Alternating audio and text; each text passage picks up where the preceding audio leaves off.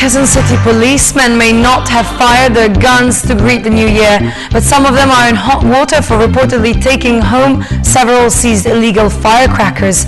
Alvin Baltazar has the details. After that tape last Saturday, firearms of QCPD personnel underwent inspection to determine if they engaged or not in indiscriminate firing this past New Year's Eve.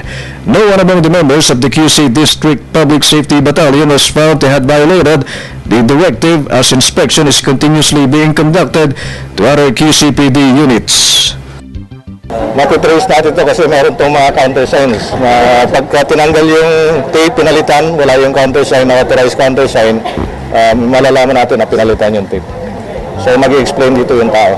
Of the 40 cases of indiscriminate firing recorded, 3 are in Quezon City, of which 1 was solved right away.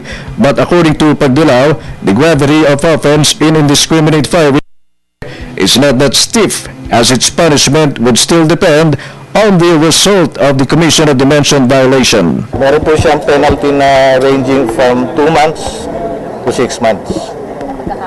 Opo.